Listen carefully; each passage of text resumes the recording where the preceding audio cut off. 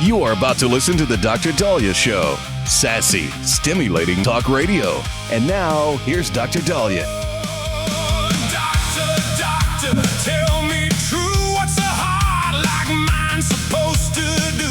And we're back on the Dr. Dahlia Show. 1-877 Dr. Dahlia, 1-877 DOCDALI. So one of the biggest headlines of the day is surrounding the question of will Congresswoman Alexandria Ocasio-Cortez become the first woman president. As a woman, I'm nervous. I would not want her to represent and possibly prevent any other woman from ever becoming even considered for the presidency. I am not a fan of Alexandria Ocasio-Cortez, although I do have to give her some props. Got to give Alexandria Ocasio-Cortez some props, all right? She's got a lot of grit. She sticks to her guns, doesn't really get any of her bills passed because she's very, very, far progressive, socialist, more of a DSA figurehead. But I have to give credit where credit is due. She has a lot of grit and she sticks to her guns and she doesn't try to, appease the moderate Democrat. She goes after the moderate Democrat. She goes after Republicans. She goes after, she's, and I admire somebody who, will not necessarily, not necessarily just, placate to better their interests. However, we may be looking at, and it is something that we need to kind of be aware of. And I don't think she would be the best choice, not only for presidency, but for the first woman president. Everybody's kind of a little, I should say not everybody, but a good majority of people are panicking over the latest poll. It's a very small poll. Poll out of New Hampshire, only 648 people. It's a small poll. And that's why you can't take these polls too seriously. It's not indicative of all of New Hampshire. But the Granite State poll showed that of those 648, Alexandria Ocasio-Cortez beat out Newsom, beat out Kamala Harris at the 22% mark. Pete Buttigieg was only 1 percentage point behind. So when you really look at the poll, it looks like a Pete Buttigieg, Alexandria Ocasio-Cortez sort of win from New Hampshire. Again, only 648 people polled with this. And pollsters said Ocasio-Cortez draws much of her support from self-described socialists and progressives, while support for Buttigieg is spreading about evenly among progressives, liberals, and moderates. So the supporters of Ocasio-Cortez cited her policies and ideology as reasons for backing her. Those who picked Buttigieg pointed to his qualifications and competence. That's very interesting. Senator Mark Kelly got third with 9%. Governor Newsom got about 15%, but then back in, I think, October, but then his support dropped to 8%. Bernie Sanders came in at 6%, and Kamala Harris came in at 5%. Now, on the Republican side, J.D. Vance continues to lead, but now Secretary of State Marco Rubio is, and I think Secretary of State Marco Rubio has a lot of promise. I wouldn't be surprised if he later becomes our first Latino president. Would be very, very exciting to see that. But what's interesting about New Hampshire is very rarely does the winner of the Democratic primary in New Hampshire go on to win presidency. I think Obama might have led New Hampshire in 2012 because, again, that was his second term. And I believe Joe Biden won in 2020. But other than that, Hillary Clinton, Al Gore, from the Democratic side, the winner of the New Hampshire primary, this isn't even a primary, this is a 648 person poll. But usually the winner of the New Hampshire primary doesn't necessarily go on. Why? Because it's early on. Whereas on the Republican side, if a Republican wins the New Hampshire primary, there's a very good chance they're going to go on to be president. So it's really interesting to look at the statistics. But what is, though, fascinating about a poll like this, all right, is where people are thinking. And where at first, if anybody did support Bernie Sanders or Ocasio-Cortez Al-Sayed, and they're like, gosh, I don't want to say anything. People are going to think I'm a whack job. I don't, now people feel like, oh yeah, I could be anti-Israel. I could be anti this. I could be, and you know what? It's now okay. And so I think you're seeing a lot. I think what might be happening with the Democratic Socialists of America is it's not that all of a sudden people are like, I think I want that. I think there has been a very large population of, communist, socialist, anti-Israel sentiment, sadly. And now people feel they have an opportunity to be open about that. Whereas your American ideals is about capitalism and border security and equality and I just don't understand why the socialists are more pro Hamas and anti-Israel when Israel is so pro LGBTQ, and you don't get that sentiment from Hamas or from other countries surrounding Israel. So we're still, I think, trying to figure out what exactly the Socialist Party is. Are the communists? Are they very, very, very, very progressive Democrats? What are they? Ocasio-Cortez having the lead is suggesting that a very, very small group of individuals who got polled, are liking that socialist vein. And it's concerning. It is, because you're liking something that has proven to fail.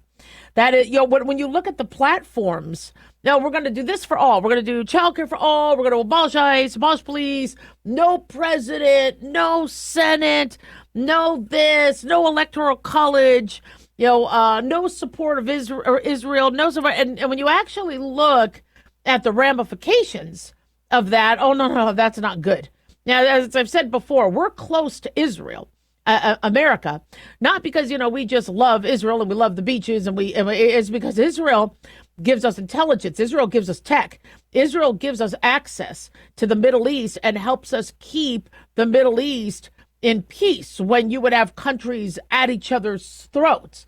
Israel gives us intelligence on who wants to send nukes and kill our Americans or go after our bases. There's ROI, there's a return on investment of that. And when you promise, well, we're just going to freeze rent and we're just going to give everybody money, and then there is no money for that, we're going to fall into some pretty destitute times. So no, I don't think she's going to become the first woman president. If she does, that could be pretty embarrassing for women. Let me just say that. 1-877-Doc-Dolly. Don't go away. Hi guys, Dr. Dahlia here. Addictions can sneak up on us and come in many forms, whether it's drugs, alcohol, sex, video games, porn, or something less obvious such as food, internet, or shopping. Addiction can seem innocent at first and then evolve into an insurmountable evil. In our book, Addiction Basics, Caitlin Kalikas and I dive into the common addictions and provide tips for identifying and preventing these before they sneak in and take over our lives. Addiction Basics can be found on Amazon or my website, drdahlia.com. Check it out. Carl Amari here to tell you about our newest website for old-time radio lovers. It's 100radioshows.com. At this site, there are 5 old-time radio shows waiting for you to download free as our gift to you, and be sure to browse the additional 700 old-time radio shows available to you for 70% off by using the promo code RADIO at checkout. This is a limited-time offer, so log on to 100radioshows.com. That's 100radioshows.com. Hi, it's Mark Falter, host of the Financial Fitness Show.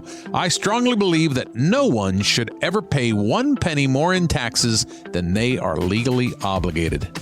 Unfortunately, for most hardworking Americans, this just isn't the case. Why? Because most people spend more time planning next weekend's getaway than trying to ensure they're going to pay less in taxes. My financial fitness team has put together some materials that I know are going to help you. It's the Tax Savings Kit. Tax Savings Kit includes 3 things: free tax analysis, top 10 ways to pay less in taxes, and an investor's guide to taxes. Now, how do you get it?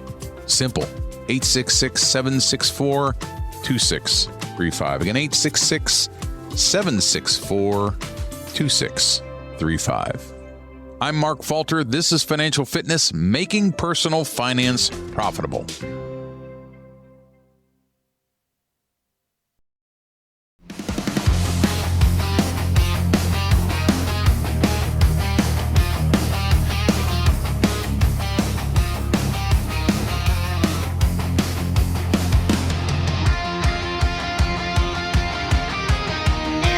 Back on the Dr. Dahlia Show, 1-877 Doc Dolly, 1-877 DOCDALI. Big thanks to Talk Media Network for making the show happen. Big thanks to Daniel, our producer, and big thanks to y'all for tuning in. We really do appreciate it. Don't forget to follow us on Twitter or X at Dr. Dahlia, Facebook, The Dr. Dahlia Show, and on YouTube, click like and subscribe. So in the news lately, we've been hearing kind of a lot about embryos being switched and people given their wrong embryo, and then having custody, still wanting custody over the baby that really wasn't theirs. And so we've seen, a back and forth on that. And, God bless any parent who, is taking care of somebody's baby that wasn't theirs and still wanting to love them and stay close to them, of course. But now we have another case where two men were born in a North Dakota hospital that apparently were switched at birth and nobody told them. This was back in the 80s. Now, and my guess is a mistake was never figured out, but they were born in the 80s, and one of them, now that they are, I believe they're about 38 years old, one of them was given a DNA, like a 23andMe or Ancestry gift. I remember there was a $50 promotion a couple years back. So my guess is it was a Secret Santa or something, or a white elephant game or whatever. But was it called the white elephant game? I forget, the elephant game. And so he got this gift. So like, yeah, for poops and giggles, I'll check my DNA. And what happens is when you do these tests, for those of you who haven't done them, and I get why some people are concerned about doing them, where your DNA is in a database, I get that. But for those of us who have done them, it will give you alerts on relatives. So I'll get an alert that, oh, my nephew is related to me. And I'm like, yeah, he is. Yeah, he's got the spunk. Hey, he's got the comedic timing. Yeah, my nephew's related to me. So I'll get these alerts. Well, apparently, one of the gentlemen, and this is being reported by News Nation, Kyle Bylan, I guess got the DNA test, and the test, I guess, alerted him that he had a relationship to a woman who was ended up being his biological aunt. The biological aunt's nephew was Jeremy Morrison. Well, after they both kind of figured things out, they realized now, even though now it's been 38 years, this happened 2 years ago, they realized that there might have been a switch between Mr. Morrison and Mr. Bylan at the hospital. From what I understand, they were the only two babies born in the hospital that day. I mean, it's not like it was really, you could put one baby on one end of the nursery, the other baby on the other end of the nursery. It really wouldn't be that hard to not mix them up, but somehow they believe they got mixed up. And so neither of these men had any inkling that they weren't a part. Well, one of them said, I always thought that I was different in the family. One of them did feel like, he didn't necessarily, he said, I didn't suspect that I was different. He said, my mom was adopted from Germany when she was a small child. And so any differences were just kind of pushed off as, well, maybe it's that other side of the family that we don't know very well. So Mr. Bylan said, I didn't have any cousins on either side, my mom's or my dad's side. I was only child, only nephew, only grandchild. So I had no one to base my looks off of other than my parents. And I guess I kind of thought maybe I was just a mix of both of them because I kind of ended up in the middle of their height. But I used to joke around with my mother that I was adopted. So Morrison would not reveal what compensation they are now seeking, but they are suing. And this is a little concerning. This is now not only an issue with them, but now you have many people going, well, wait a second here.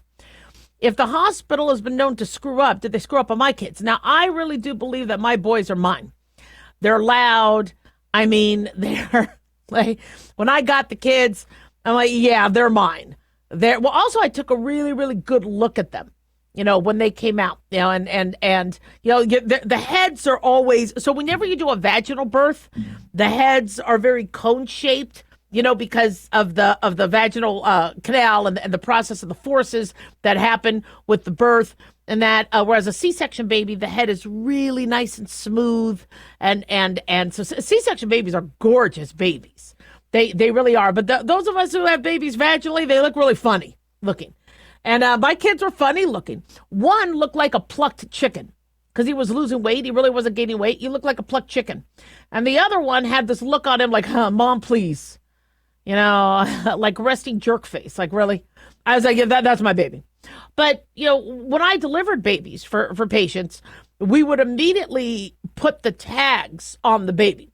So we would tag their ankle or tag something at the time they were in the delivery room. So there would be none of this mistake. So I never really saw any of this happen in the 90s because they had all these safeguards. But in the 80s, if this happened, I think in 1988, sure, there should have been safeguards then too.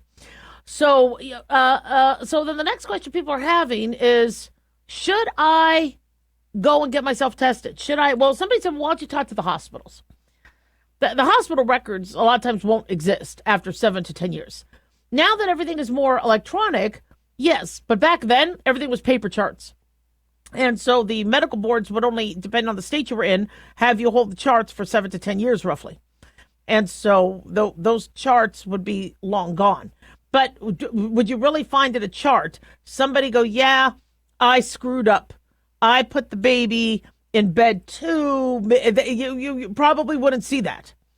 I mean, I've seen mistakes made, and it just sometimes never gets into the chart. So the moms, the parents, Evelyn Newton says, Kyle is still my son. That is never going to change, but I feel robbed of the life I should have had with my biological son. You can't go back and replace 35 years. First steps, driving a car, getting married. How do you make up for that? Now, the hospital, from what I understand, according to AP News, doesn't dispute that the babies were switched at some point. They're going to work to better understand what happened. But there's no evidence because nobody that worked there then is still around. So they are Unity Medical, I believe, is the owner of the hospital. They said, we recognize the profound impact that discovery has had on them and their families. Unfortunately, because of the passage of nearly 4 decades, the medical and staffing records that might have provided additional clarity no longer exist, and no members of the delivery team from that time are still employed at the hospital.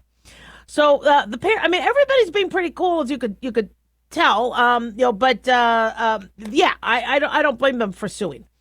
But what about you guys? Do you think you're an outlier in your family? Do you feel that maybe you never belonged?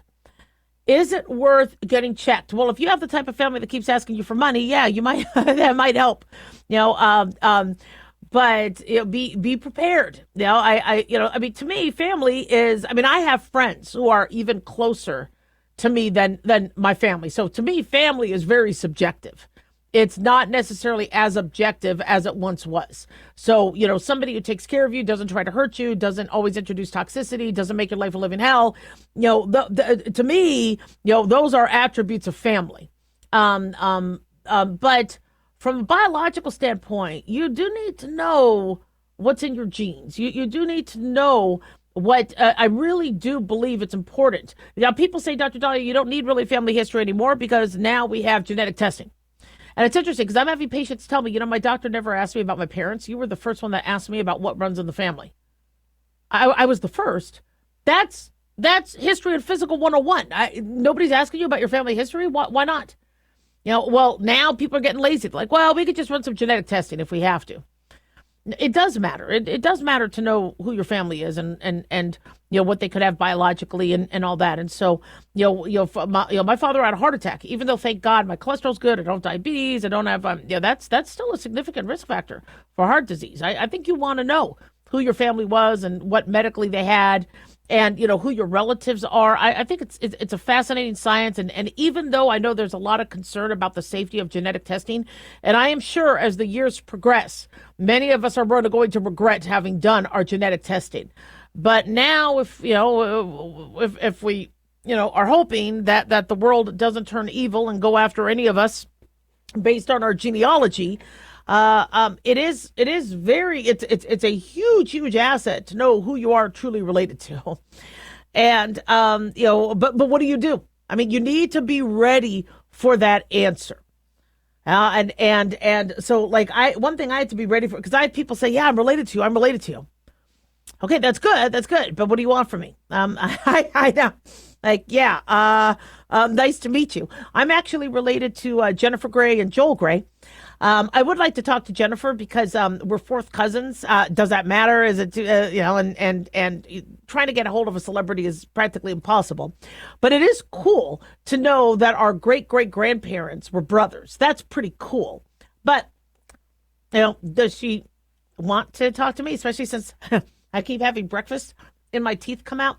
No. So we'll see. But I for those of you that are like, look, I never thought I was at all related to my parents.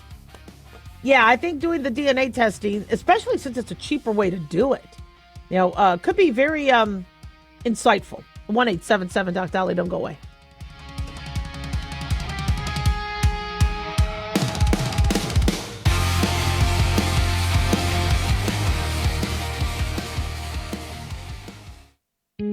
Looking for a gift that can actually help secure someone's future? It's Mark Falter's new book, Common Sense Income Strategies. It makes the perfect gift for that special someone in your life. Mark has helped thousands of hardworking Americans secure their financial future by using time-tested strategies that continue to create wealth, whether the market is up or down. Strategies that will make perfect sense once you take the time to read this powerful book. Common Sense Income Strategies brings to you what Mark has been teaching in person and talking about on the radio for decades. You've worked too long and too hard not to see the fruits of your labor. To learn how to receive your free copy, call 866-764-2635. That's 866-764-2635. Secure your future with Common Sense Income Strategies by Mark Falter. Again, to learn how to receive your free copy, call 866-764-2635. That's 866-764-2635.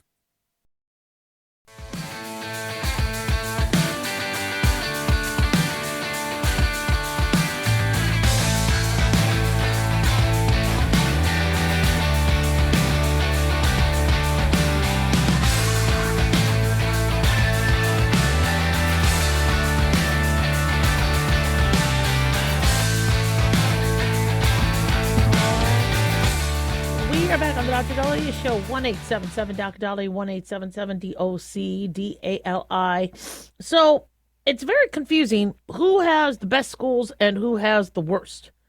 And sometimes you see general trends among all these different sites that check and analyze. And then sometimes it's, depending on how they collected their data and what their metrics were, they could be off. Well, the latest study has some interesting data. And I just want to kind of say something afterwards about what I think takes a good school and a bad school, and why really is dependent on a few factors. So according to Live Now, Fox News, they list the rankings that were given by WalletHub, who took a dive into the best and worst school systems in America using, now remember, WalletHub is a financial website. They collected data. They compared 50 states as well as DC using 32 different metrics. And then they were graded on a 100-point score, looking at quality and safety as well. So the top 10 were, in terms of the best schools, were in Massachusetts, Connecticut, New Jersey, New Hampshire, Wisconsin, Virginia, Vermont, New York, Rhode Island, North Dakota. So North and Northeast. The worst school systems in the United States: New Mexico, Alaska, Oklahoma, Oregon, West Virginia, Arizona, Nevada, Louisiana, Alabama, Hawaii. Hawaii? The worst? Really? Hawaii always makes the happiest state, the healthiest state, yet here they are in terms of the schooling. So WalletHub ranked Massachusetts, Connecticut, and New Jersey as the top 3 states with the best school systems. Why? Well, they looked at 4th and 8th grade math and reading scores. And they said, according to WalletHub, the state with the highest number of students in the nation who received a score of 3 or better on the AP exam, which is a high school class with college-level work, You get scored 1 to 5. In order for you to pass and get college credit, you have to get above a 3. In some cases, I thought you had to have a 4 or a 5. Massachusetts also has the 5th lowest number of students who report being threatened or injured with a weapon on school property, the 3rd lowest number who have been in a physical fight at school, and the 4th lowest number who report illegal drugs available on school grounds. Now, I think those are very important metrics. School safety, not feeling like you'll get shot or bullied, or that is important. Colorado also. Lowest occurrence of illegal drugs on the property, 2nd lowest youth incarceration rate, 6th lowest number of students who have carried any type of weapon on school grounds. Now, keep in mind, these states have fewer populations than other states. But now you have New Jersey. New Jersey is pretty highly populous. They came in 4th, 7th, 700th nationwide.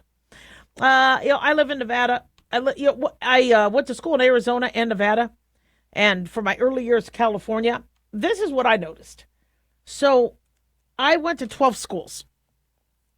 1 for 1st grade, 1 for 2nd grade, I believe 1 for 3rd grade, then 2 for 4th, 2 for 5th, 2 for 6th grade, 1 for 7th, 2 for 8th, 2 for 9th, 1 for 10th and 11th, and then 2 for 12th. Or maybe 1 for 12th, because I think I moved my last year, but I moved again. So anyway, 12 different schools I was in. And so I got to see the difference in teaching. And one of the best schools I went to was Chaparral High in Phoenix, Arizona. Scottsdale, Arizona. And the reason why is their focus was the SAT. And even though we learned Shakespeare and Macbeth and we read, the Steinbeck novels and all of that, it was, we got to get you guys higher test scores on the SAT. So we are going to really emphasize your vocabulary, really work on your math. And so I ended up getting a 1450 on my SAT. Actually, I took it once and I got a 1350 and I wasn't feeling well. I had my period that day, whatever. So I took it again and I got a 1450, almost near perfect math score and fairly good English score. But I don't credit my being smart. I credit the teacher. There was a Mr. Davis who taught us, and then might have been Mr. Yarmard. I forget who was the other one, but they really, really pushed us learning. It was really Mr. Davis that really pushed us learning our vocabulary. And I'm taking the test, and the vocabulary words that many of us were forced to memorize for our weekly tests were on the SATs. And what they did is they said, look, and it was honors English. I was in an honors English class. They had said that we're going to give you 20 new vocab words. We're going to give you the definitions. We recommend you just memorize the definitions. Make index cards. And keep in mind that any of these words could be tested throughout the semester.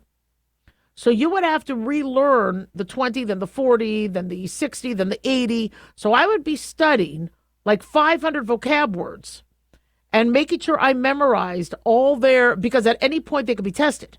And I did really, really well on my vocabulary test, and then that ended up translating to the SAT. So if the focus of the teacher or that curriculum is the test, people will do better. If the focus is, well, I want you to learn this, I want you to learn this. And now I was a teacher. I've taught at various different state levels, but one of my favorite was teaching medical school. I did love teaching Sunday school. That was fun too. But in medical school, I wanted to teach what they needed for the boards, but I also wanted to teach real life medicine. Because for me, I was like, look, I know they need to pass their boards, and I want to make sure they get that, but I'm going to teach them two things. And I made sure to still incorporate real life stuff, because there were a lot of people in my class that ended up messing up and getting sued. And I didn't want any of my students to mess up, and I didn't want any of my students to get sued. So I gave a lecture to them, and they said that was probably one of the best lectures they ever had. Could they use it for the boards? No. But I told them, I go, look, guys, this is not on the boards. I won't get to see you right before you go out and practice. I am hoping you remember this stuff. And sometimes I just have to tell you once and you'll remember it. And so I took some time to make sure that they at least got that. And it's amazing how students are telling me, I remember you told me this. I remember you told me this. And so I think a professor, and I'm not saying I'm the best professor or the best teacher out there, but if the school district is looking at SAT scores, and the SAT scores are not there, then they're not, that teacher's not going to get the credit, for what they're teaching. It depends on what metrics are being looked at. We used to take the CATs, which were the California Achievement Tests in Nevada and Arizona and all that. So we would take the CATs, and that would test us on math, test us on reading. I know a lot of schools aren't now doing proficiency tests, but what was good about those proficiency tests was it showed teachers whatever you're teaching the kids is not being tested. Now, somebody could say, well, who's deciding what these kids need to learn?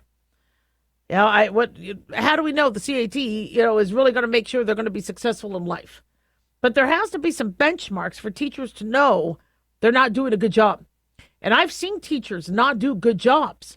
And I'm like, you spent all this time talking about, your trip, and you showed them pictures of your trip, but, they didn't do well on the test on Friday.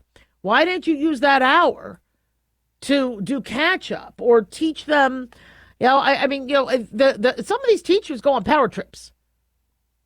I was very careful not to talk about politics also in class because I don't think it's fair to them. They have to be in class. They have to, and then I'm going to take advantage of that and say what I feel about. No. I kept politics to myself, but there's a lot of professors that are like, well, this is, and they just infuse, and they just put that stuff in there. I remember there was a teacher I had. He was, I think, our social studies teacher. And same school at Chaparral. But early on, he wanted to know where we felt on abortion. And we didn't know much. I mean, we knew the baby was alive, but we didn't really understand, the concept, and we didn't, but I remember after that, he wasn't very happy with a lot of people in class. And so, these teachers are trying to do things to learn who is for what and who is. I think you can't be using your class for your own gain, and you can't be biased. 1-877 Doc Dolly, don't go away.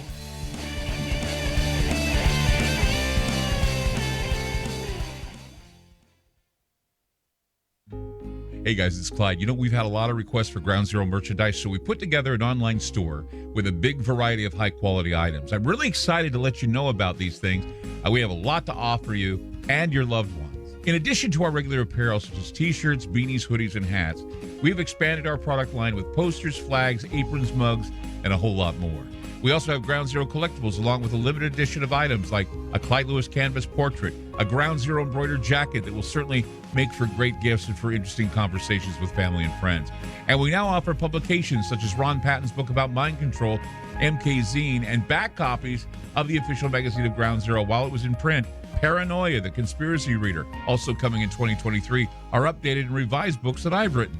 There's a secure and easy-to-use shopping cart for your purchases. So shop today at our official store by going to groundzeromerch.com. Again, that's groundzeromerch.com. Dr. Dahlia here. Are you tired, burned out, gaining weight, succumbing to the daily pressures of life? Well, how's your dopamine doing? How you feel right now, how you'll feel an hour from now, and how you'll feel next week is completely reliant on your dopamine. Our daily motivation and willingness to push through challenges depends on the intricate chemical process dopamine provides. Christian Kalikas and I created Deploying Dopamine, a book that tells you what dopamine is, when it dysfunctions, and how to successfully deploy it when needed. Find Deploying Dopamine on Amazon today. Check it out. At Hot Shot Secret, we share the science behind common diesel problems. For example, Diesel fuel cetane levels. the cetane rating in diesel fuel is 42 to 45. Most diesel engines operate more efficiently with a cetane rating of 48 to 50. One treatment of Hot Shot Secret Diesel Extreme will raise your cetane 7 points, increase fuel economy, and improve cold starts. Hot Shot Secret Diesel Extreme is available nationwide at truck stops, fine farm and auto stores, and online at hotshotsecret.com. Hot Shot Secret. Powered by science.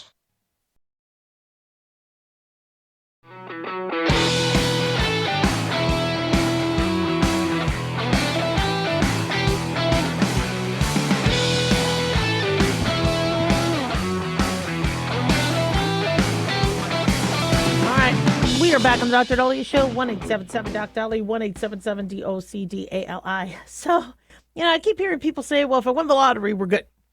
I'll just win the lottery. And they buy these Powerball tickets. And I will never win the lottery. I'm just not that lucky. By the way, I will never win on the game Keno. It's a casino game. I never play because I will never win. I'm not very lucky. I might do well in sports betting, but there is no way I am ever going to be lucky enough to win the lottery. That's just not me. I barely win in bingo.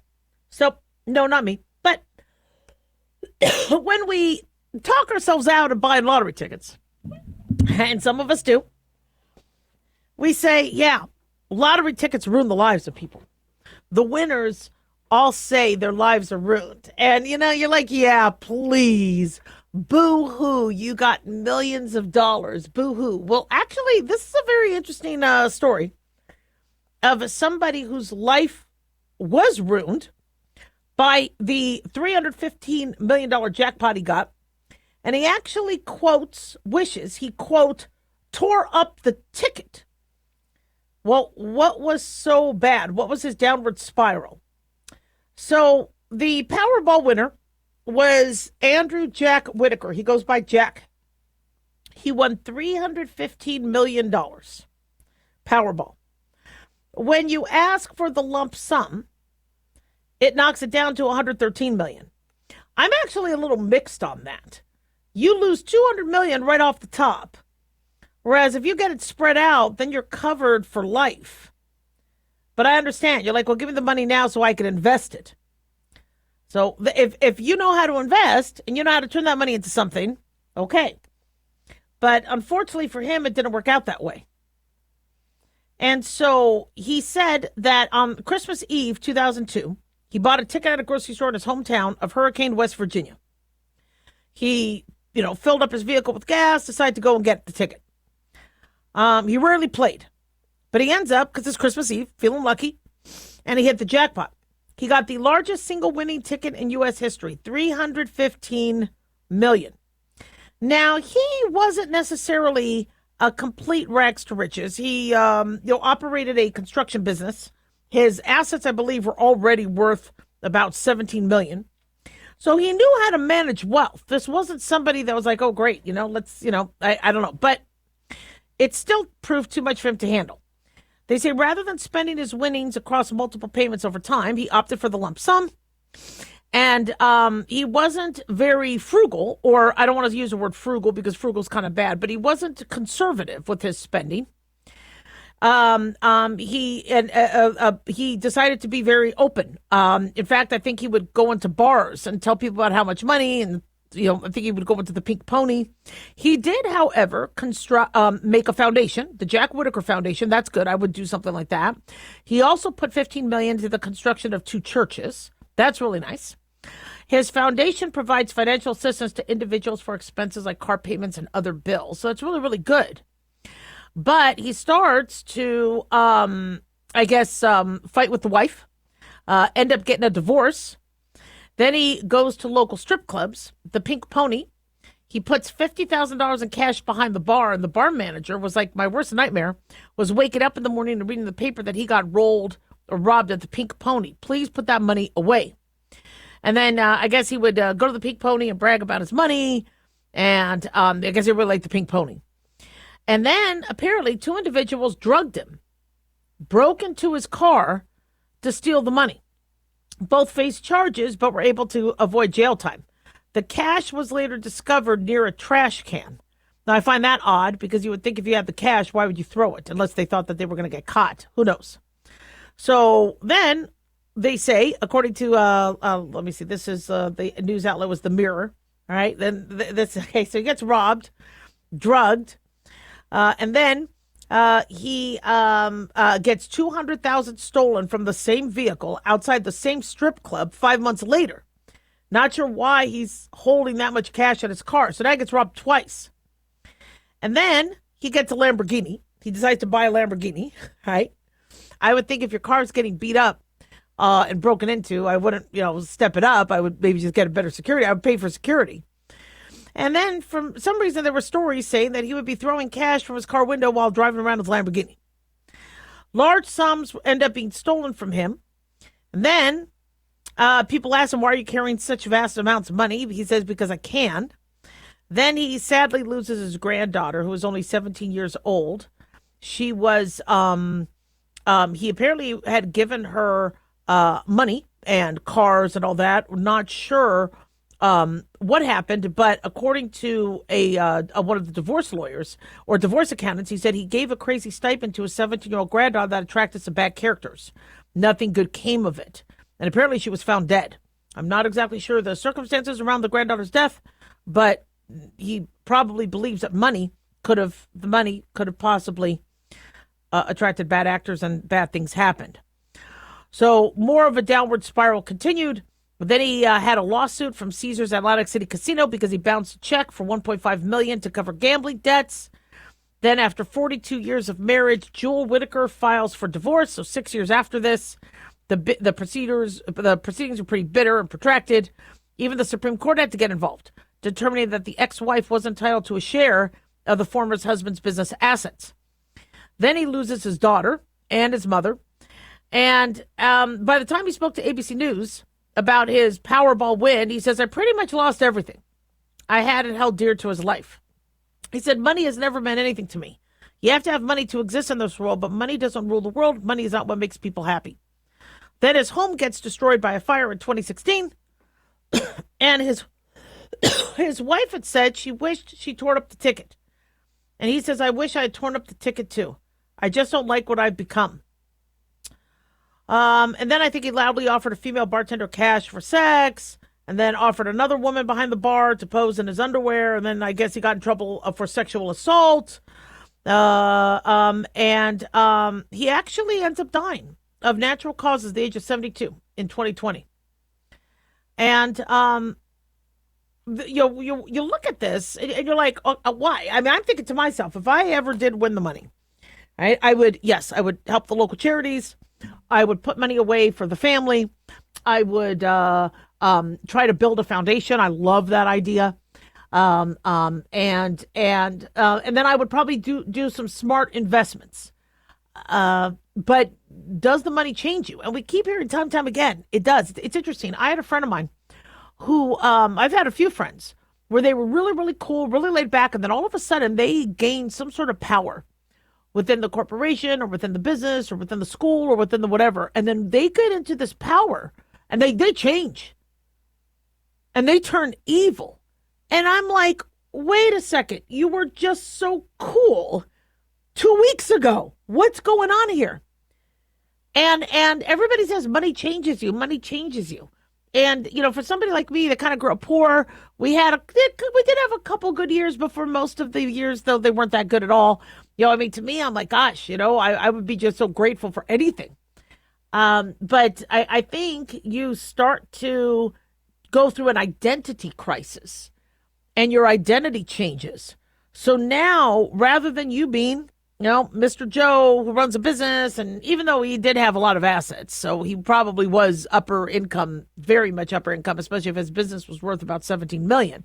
But maybe it's because they go from that to now, you know, where they feel like they're Elon Musk, or they feel like, well, now I need to, you know, hobnob with the rest of them. And then there's this fear of losing the money.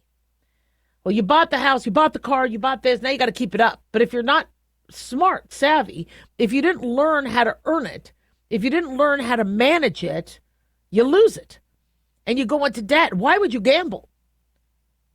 It's not free money. This is money that got taxed, and you know, and it's a lot of money. And to hear this happen, not cool, sad. So think about that before you buy your next lottery ticket. Are you ready? 1-877-DOC.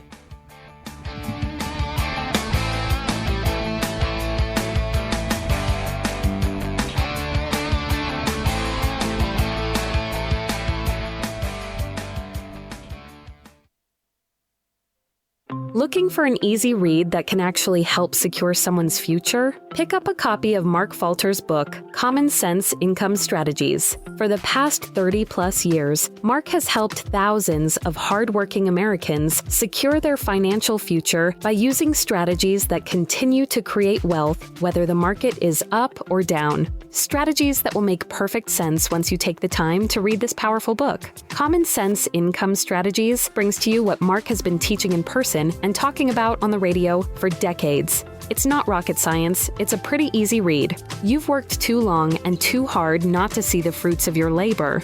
Common Sense Income Strategies is available now on Amazon or by calling 866-764-2635. That's 866-764-2635. Common Sense Income Strategies by Financial Fitness Show host Mark Falter. Secure your financial future today.